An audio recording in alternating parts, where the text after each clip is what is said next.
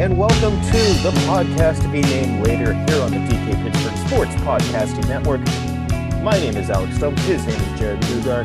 Jarrod, it's a happy Friday afternoon. We'll say it's happy.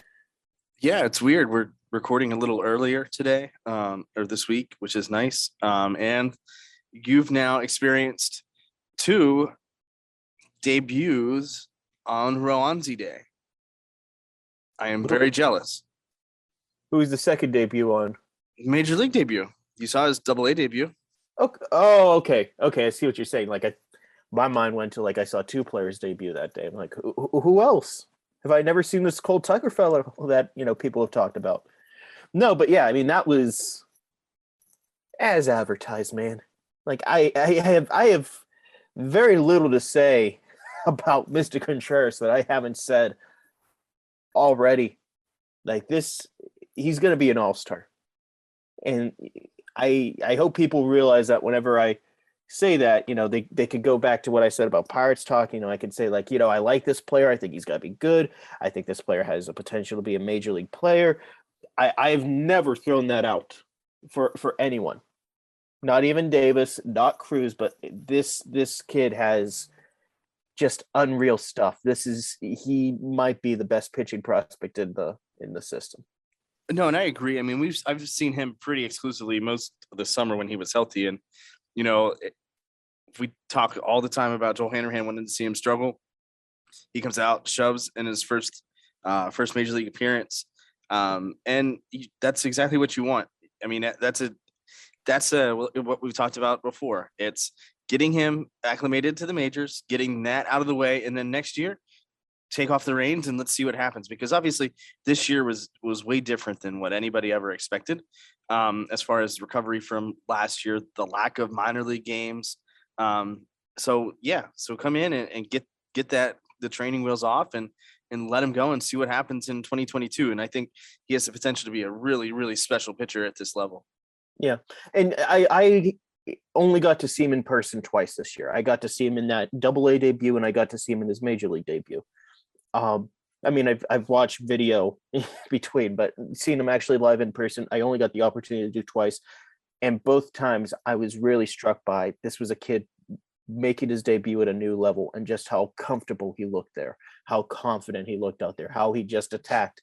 He throws like he knows he has a 97-mile-per-hour fastball, a wipeout slider, and 2 other pitches that, could get hitters out. Like this is a different tangent, but for all the people who say oh, Mitch Keller doesn't look confident, you don't always have to look like, you're ready to run through a wall on a mound, but he does. Body language wise, it's a 70 or 80 grade as well.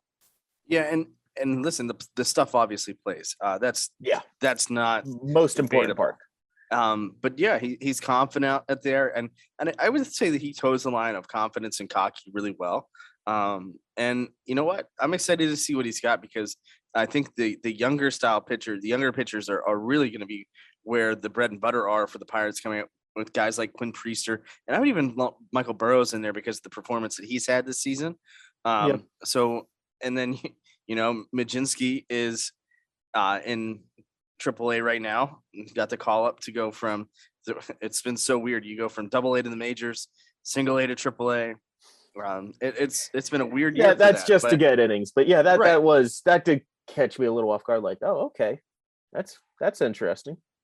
Right, and so you would expect him to pitch sometime this weekend and see what you got, because guess what? I mean, this is the time to do it. I really like the extended minor league season. You get some more innings, obviously, but you also get to see what guys have. And a guy that should be called up, in my opinion, would be Oneil Cruz. The dude is just absolutely mashing the baseball right now. Yeah. And maybe I can't shake the feeling that there's a outside chance of it happening.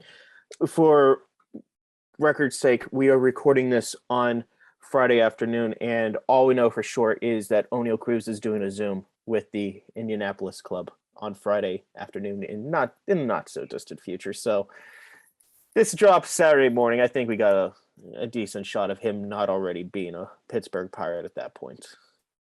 But yeah, him coming up to the major leagues, and Heck, I know he got shelled Thursday night, but to see Miguel Yajure, follow up Contreras to Yajure, man, I could watch that 20 something, 30 something times. That was that back to back. That was Alex and I obviously are texting each other when this happens, and I was like, this is like your dream. You get to see both of your guys pitch, because Alex has been on the Yajure train all year. I've been on the Contreras train all year, but Alex has been on both. And it's funny, that had to have been like his dream come true. And of course, he finally comes back to PNC Park, the triumphant return from beating COVID and a 10-game miserable road trip. And then voila, he gets Contreras and he gets Yajure. And it's like, oh, wow, the Pirates are gifting and giving this to Alex Stumpf because they just love him so much. And because obviously, if you've not been put on the DL or DFA'd for the Pirates, what are you doing? And then Yajure gets shelled, but he's not at 100%. You don't expect it at this point of the year. Whatever. See him in 2022. Yeah, last night absolutely does nothing to shake that resolve that I have that this kid is going to be a good major league pitcher. I think that's the big thing for 2022, though. And I know we've touched on this in the past. We definitely touched it on in the last podcast.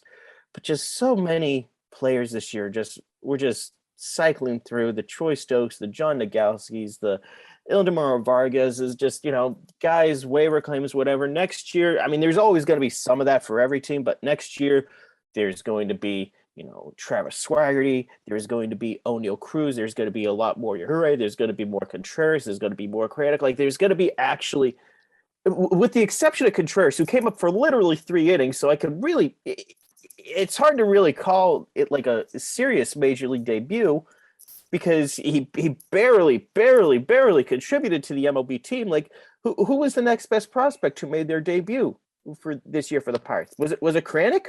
All the way down at 20 somethings on every prospect list?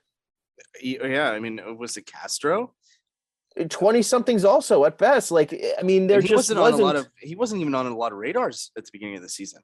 No. I mean, we saw why he was on the radar. Like, yeah, he got exposed. He wasn't quite ready for the major leagues. Okay, he skipped AAA. That's totally fine. But he also showed, even in small bursts, hey, I can handle this, which is not a bad situation to be in, that stage of his career. And for those curious if AAA was above him or if he wasn't able to adapt to AAA, he was the AAA player of the week. Yeah. in his first week in AAA. Yeah, he looked confident up there too.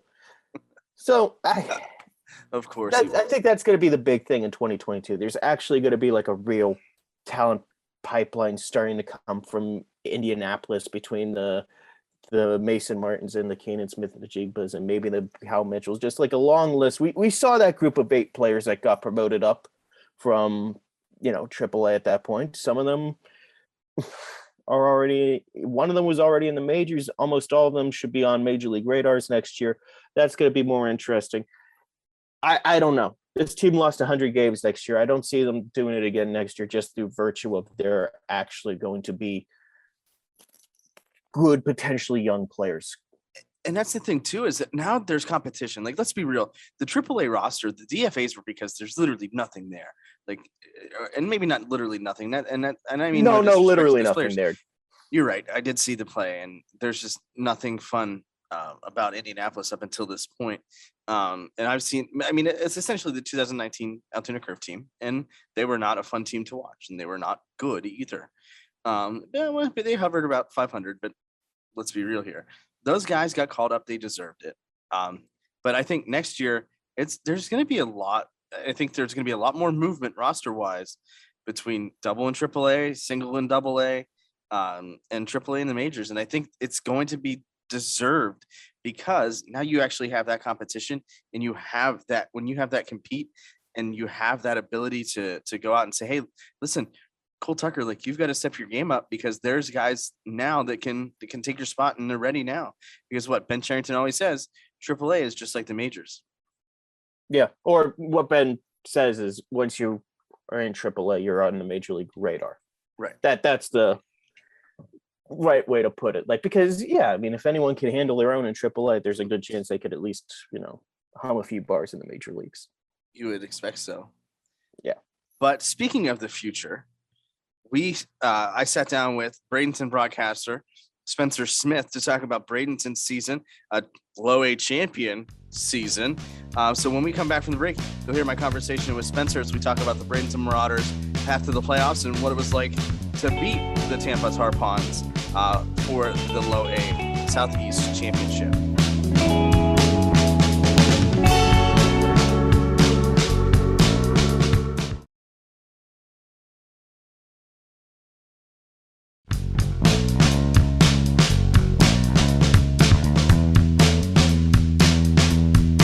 Welcome back to the Pirates podcast. We name later. I'm sitting here, I should say, with Spenser Smith of the Low A Southeast champion Bradenton Marauders. It has a pretty nice ring to it, doesn't it? It really does. Yeah, I'm repeating it to myself each day, and I think the whole organization really is loving every minute of it. Now, obviously, you've had the driver's seat for that. What was the Bradenton season like this year, even just getting to the championship? It was a lot of fun, and I think especially with such a young roster, there was so much growth that I observed and that Jonathan Johnston and the staff observed. You're looking at a lot of guys who are coming from the GCL and from the Dominican Summer League for a couple of guys. Guys who are starting the year at age 18 or 19, a couple of guys even finishing the season at that age. And just the growth was tremendous. Right. And they seemed like they had a preloaded roster throughout the year with some big names. And who were some of the guys that really stood out to you over the course of the season? Well, from the very get-go, Hudson Head was the guy who sort of headlined the prospect rankings, and he actually finished the season still as the top-ranked prospect on the Marauders roster. Good power, ended up finishing in a tie for the team lead with 15 home runs, right alongside Andy Rodriguez, another guy who really stood out. Those 15 home runs for both guys actually finished tied for third most in the league. And so those two guys, Andy being a switch hitter, of course, and a catcher, haven't seen very many of those since the Jorge Posada days with the Yankees. And those are a couple of the guys that I think really headlined it. And then on the pitching staff, you got Adrian Florencio, you got Luis Ortiz, Jared Jones had a nice run for the majority of the summer. Just, you could really go on and on with all the names, but it was really, as you mentioned, a star-studded roster, and there really was not a dull moment all season. You mentioned Andy Rodriguez, and I think he was probably the best catching prospect up until Henry Davis was drafted by the Pirates. How did you see Andy Rodriguez grow and develop over the course of the season? Well, he dedicated a lot of time to his craft as a catcher while also steadily improving as a hitter. I talked to him midsummer at one point, and he said he was trying to put a lot of emphasis on improving his transfer as a catcher from the glove hand to the throwing hand. And that was something that I think plagued him a lot early in the season when trying to throw out base stealers. He would sort of fumble that transfer a little bit. He greatly improved in that. One thing that was always there, though, was his ability to develop a rapport with the pitching staff. Right from the get-go, guys seemed to enjoy working with him, called a good game, very athletic and quick behind the plate. You see catchers far and wide who do a good job back there, but none with the quickness that he has. And that's part of what sort of lends to the rumors of he's going to be moved off the catching position at some point. And that's a very real possibility. But in terms of the hitting, the power definitely started to come through a little bit more. Always an aggressive approach, but became a lot more selective as the season went on. That was part of what made him so unbeatable down the stretch. Now, he didn't just play catcher, correct? He did bounce around. Mm-hmm. So how did you see him kind of adapt to that? Because when you're a certain position for so long, you kind of get used to that. You kind of get into kind of a tunnel vision with that position. How did you see him adapt to that? Because you're right. I do think that I don't think he's going to be a catcher forever. How did he kind of adapt to that? He got about a dozen plus starts at first base throughout the course of the season. And he looked really good there. He looked confident. He looked comfortable. He was really good at making the pick. He made a handful of starts there when he was in the Mets organization, playing in the DSL and the GCL. So he looked good there. And I think that's certainly a possibility for him moving forward in terms of a position that he could be relocated to. The only other non-catching position he played this season was left field, and quite frankly, for whatever reason, it seemed like whenever he played out there in left field, he barely got any chances. So we didn't really have a lot of opportunity to see him track down a fly ball. We did see him make a couple of throws. That strong arm is still there. Obviously, a much different angle and a different vantage point you're coming from as a left fielder. But the athleticism and the routes, those appear to be there. And just with his speed, his agility, if you're asking me personally, I think he may be a little bit better suited to a corner outfield spot than at first base with that speed and quickness that he shows in the field. Which is something that you really don't see from the catching position, right? You think back to Joe Mauer and guys like that and even Buster Posey who play first base when they're not catching. But corner outfield is not a spot where you find catchers of all people. Not really, no. And one guy that comes to mind, sort of the total outlier above all. Remember Brandon Inge with the Tigers? He was a catcher and then played some third base, and you'd find him on Sports Center top 10 every single night practically. And he played some corner outfield as well. He could be one of those guys moving forward. I'm really excited to see what becomes of it. Spencer, this is a Pirates podcast. You can't go anywhere without mentioning the intangibles of Brandon Inge, who was a former Pirate great, yes. Of course. But no, and I think that's first of all, it's weird to see a speedy catcher, number one, because really just the movements of it. You're kind of a bulkier, you're a stockier guy, but Rodriguez isn't really that type. He doesn't really fit the mold of catcher. No, he doesn't. And he's listed 6'170", which by my eyes seems to be more or less correct. There's definitely the chance that he could and should fill out with a little more muscle in the next few years. But even with that in mind, he would still, in my mind, be a good possibility to move on to one of the corner outfield spots. He definitely profiles there well with the arm and with the power bat.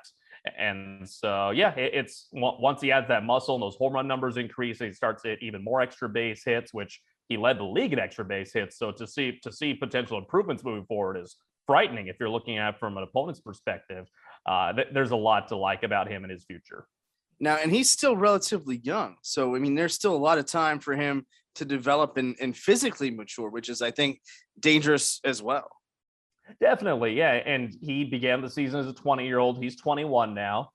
And anytime you look at these prospects who are at low A, and for a guy like Andy in particular, who didn't even play full season ball until this season, and to put together the season that he did, numbers-wise in terms of the intangibles,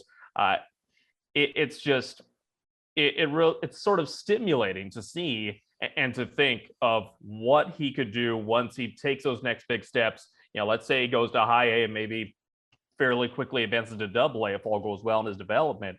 It's really exciting to think and to see what could happen for his game moving forward as he continues to take those next steps. We've mentioned a lot about his versatility. Now, this seems to be a trend throughout the Pirates organization, both in Double A with O'Neal Cruz playing some outfield and some infield, Rodolfo Castro playing all over the place, and Ji-hwan Bae playing all over the place as well. Were there any guys in Bradenton outside of Rodriguez that really became that versatile player for the Marauders this year? Yeah, Jace Bowen absolutely fits that description. He began the season playing mostly second base.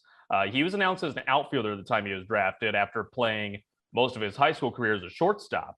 And, it took him a while to, first of all, be penciled into the outfield on Jonathan Johnston's lineup card in any sort of regular sense. But I would say right around the time that second half of the season came around, more or less, was where he started to see a lot more regular playing time out in center field, got a few looks in left field, but proved himself to be pretty capable of playing center field, showed some good routes. I think he's still going to work on a little bit of taking that quick first read, I think, is one of those next steps he has to take. But overall, with that speed that we all knew he had coming in, he ended up finishing second on the team in stolen bases, and that translates well to the outfield for him as well. Between those spots at second base and left field and center field, he also even got a couple of starts at third base. His versatility has been exciting to watch also. Now, let's pivot back to some of the pitchers. You mentioned Jared Jones. How did you see him evolve throughout the course of the year? I know Alex has has profiled him, and we've talked at length about him on numerous occasions. But how have you seen his game kind of evolve? From day one, when he joined the team in late May, he had this confidence about him. And there's this very palpable competitive fire that burns within him that you can see and feel from in the stands or in the radio booth, in my case. Just the way he conducts himself on the mound, the way he pretty much takes every step and every movement with purpose. It's a refreshing sort of fire and gusto to see out there on the mound. And now there was some somewhat mixed results in his game, at least his final stat line, as to how he responded to adversity in terms of giving up hits and then trying to recover from that, or trying to pitch around errors that were maybe made behind him. There were times when he would absolutely bulldog through it and muscle up and wiggle his way out of jams. There were other times when he struggled a little bit and things would snowball on him. And so I think coming from the hugely successful high school career that he came from, and now with his first foray into professional baseball complete, I think one of his next big steps is to get a little more experience with failing, because frankly, you see one of those once in a lifetime area talents that just blows away the local competition. That sometimes those guys have to grow and learn to fail a little bit more frequently in order to be, tested by fire a bit more, and then learn to adapt accordingly. And I think that's going to be a next step for Jones. It's funny you mentioned that, because we're talking on Tuesday. Roansy Contreras makes his debut on Wednesday, or made his debut on Wednesday this week. And one of the things that Joel Hanrahan said before the season was that they wanted to see him fail. They wanted to see him not have success. Why do you think that's so important in development of a pitcher, especially? I think so much of it comes down to the mental side of the game. And talking to some of our pitchers here in Bradenton this year, they talked about what Fernando Nieve in particular, longtime major league reliever, was a great guy to have on staff. One thing that he did for so many of these guys was to instill inside them their mental sharpness in approaching the game, approaching each new day. So whether you're a starter or a reliever, you have to be able to flush that past bad outing, or to even put into the rearview mirror successful outing, and not be content to ride on the coattails of that previous outing. Just get locked in and face the task at hand. And I think so much of that ability to learn how to deal with failure, to deal with adversity, that is sort of the dividing line, I think, between a lot of the guys who don't make it and the guys who do make it. That ability to flush the mistakes and to simply zero in on the task at hand, rather than any amalgamation of what might have happened in the previous outing. No, and I think that's, it's funny, as a former pitcher myself. Now, obviously, I didn't pitch at any elite level, but you're right. I think going out there and dealing with that failure and overcoming that, I think is huge mentally. Now, let's talk about a guy who had a decent amount of success when he was brought up. Po-Yu Chen. It was a guy who was a significant factor down the stretch for Bradenton. Yeah. His first couple of starts were sort of mixed bag efforts. He blew through the order for the most part, his first time through the order in each of his first two starts. And that second time through, you saw a couple of slip-ups, couple of pitches missing their marks, and that's where he got hurt a little bit. He's a guy that has good movement on his pitches, but he doesn't have that overpowering fastball, doesn't throw anything at very high velo. And so with that in mind, he's a guy who has to be a little more careful in the mistakes he makes over the plate, because that's where he tended to get hurt.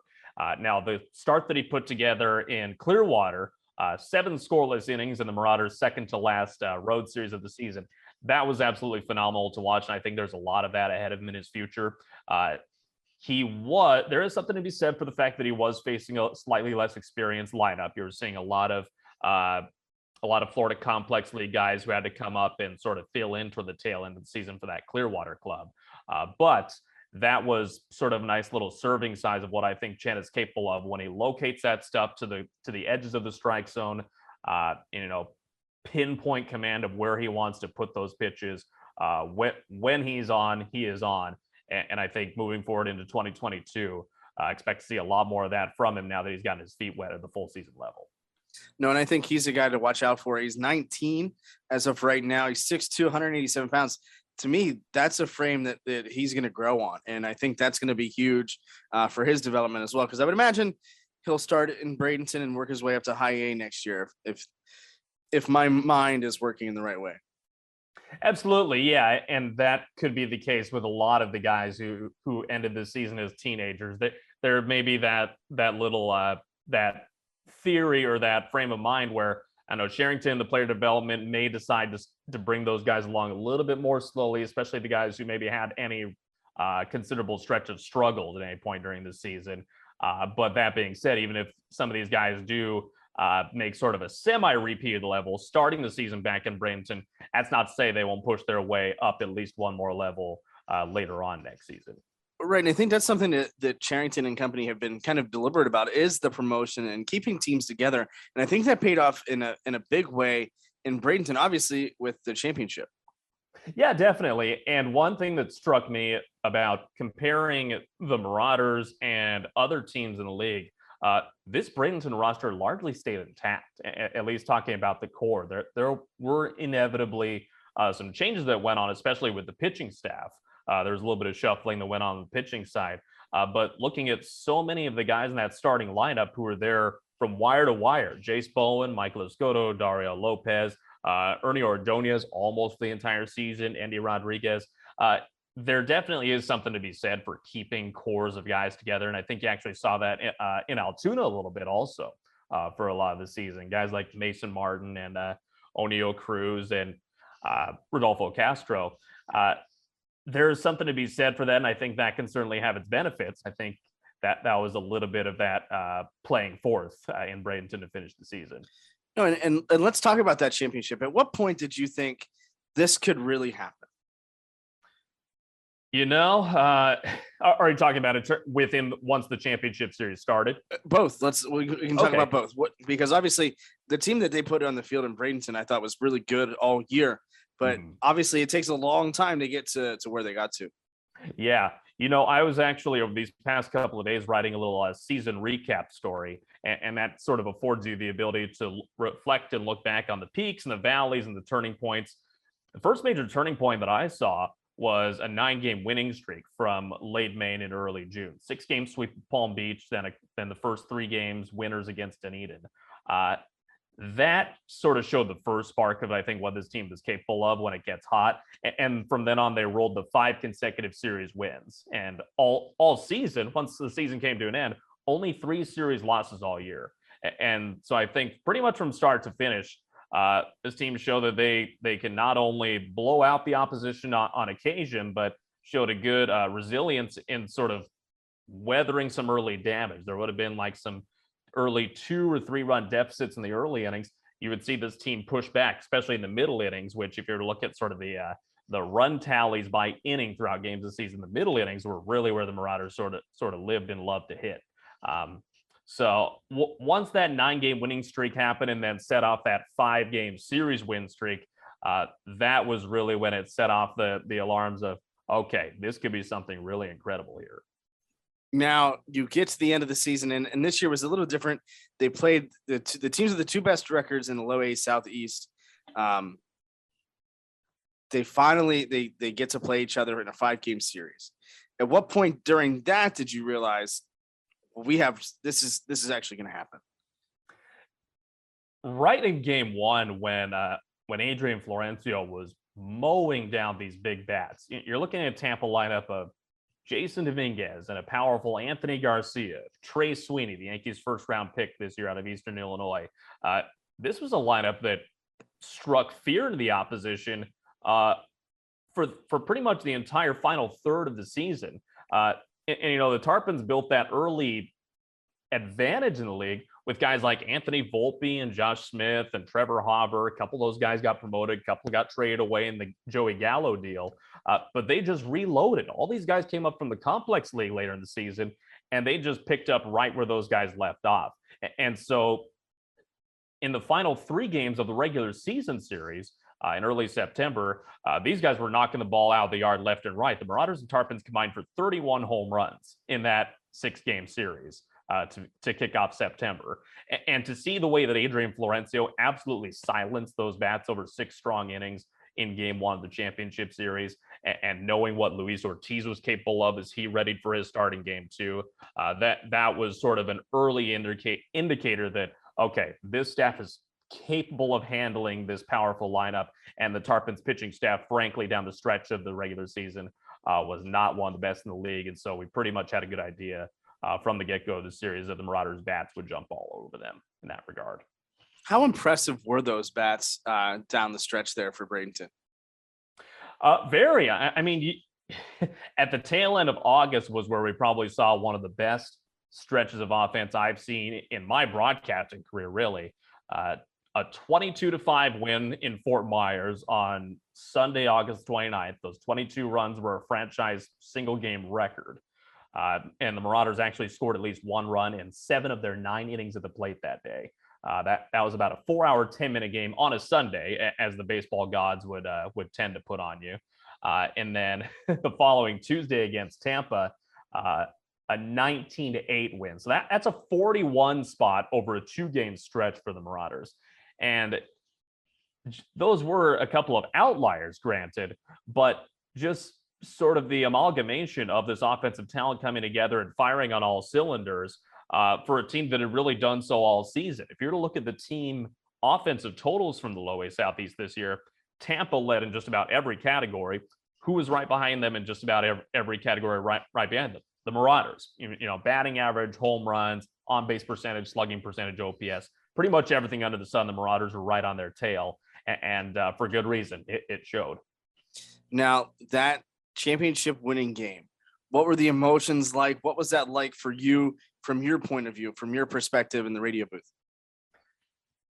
It was exciting to see, especially in terms of the growth that the team had shown, and just sort of mentally comparing some of the rough beginnings for this team, especially on the pitching side of things. This was a pitching staff that was very erratic to begin play early in the season, and a couple of guys in our bullpen to finish the year, namely Oliver Mateo and Wandy Montu, a couple of guys who had really struggled with command, but showed that promise with life on the fastball and some nasty breaking stuff.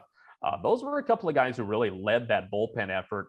And then you saw some continued improvement among the hitters to pick out their pitches, not consistently swinging away wildly at things like we had seen so much of earlier in the season. And looking at that game from the radio booth and really the entire series, comparing where many of these guys had been individually in their approaches and in their results, comparing them from where they had been back in early to mid-May to where they came this past week in winning the championship series. Really a remarkable turnaround, and it was well-deserved for them to bring home that trophy. Now the season's over. The team is not going to stay intact, but for you, Spenser, what's next? What's next this offseason for you as you prepare for the 2022 season? Well, going to enjoy the beautiful part of the year weather-wise here in Florida. I'm going to be sticking here in the area locally, and going to be freelancing for some local collegiate and high school sports programs. Call some basketball, some volleyball, maybe some soccer here and there. Football if the opportunity presents itself. Still yet to be determined on specifics, but I'll be staying here in the area, and then I'll be sharing on Twitter if folks feel so inclined to listen along or watch. I'll be sharing that information when it becomes available. And just looking forward to making this my home in the meantime. Really is a beautiful place, and privileged to be down here. Well, it's about to get nasty up here in Pennsylvania. We're in the middle of fall, it seems, right now. And then the winter and snow, which is something as a foreign concept down there in Florida, I'm sure. But I thank you as always for joining us on the this isn't the Young Bucks anymore. This is the Pirates podcast to be named later. We thank Spenser Smith for joining us. We'll be right back after this quick break to talk more Pirates.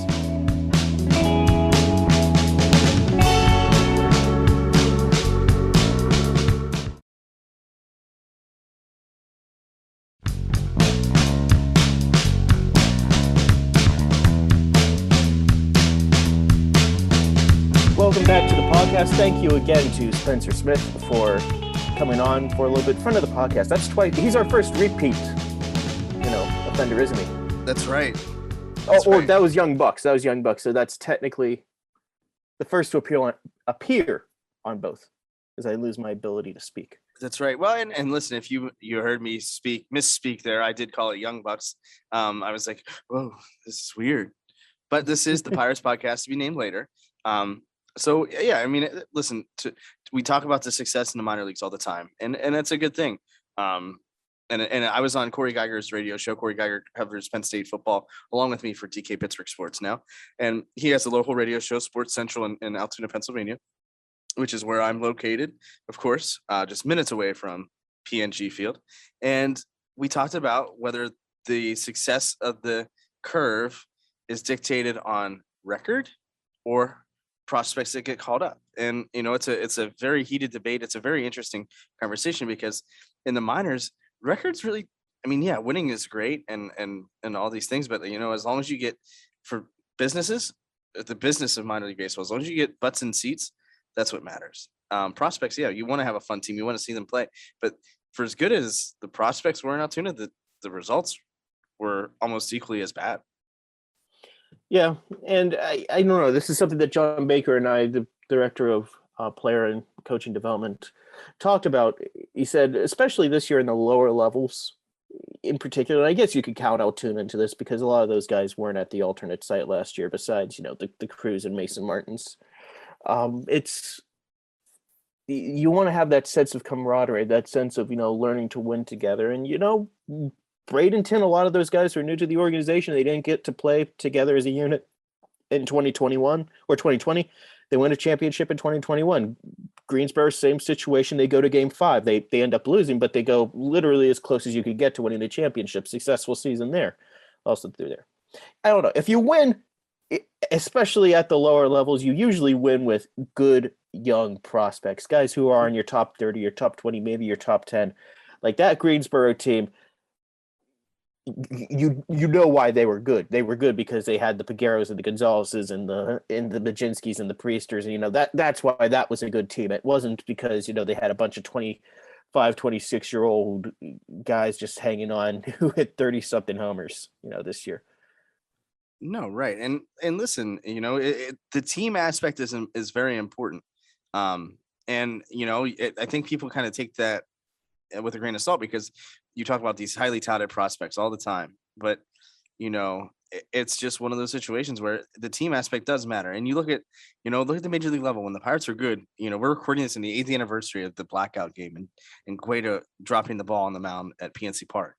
That team was close. The camaraderie of that team was incredible. And when that happens, it starts at the minor leagues, and it's crazy to think that, but that's one of those things. I mean, you look at that team, right? They had you had Tony Watson, who was on that team.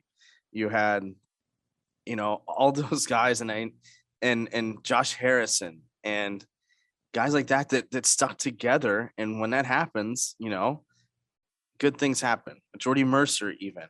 And when you keep guys together, when you keep that core together, typically good things happen.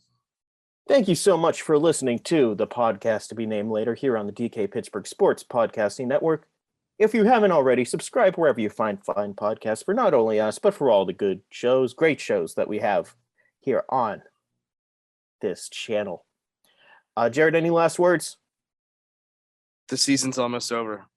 Yeah. Mercilessly. You know what? I'm going to miss in a couple weeks or in like November or whatever thing. But right now it's like, all right, let's finish line, baby. Let's go. 1 weekend to go. Thank you so much for listening.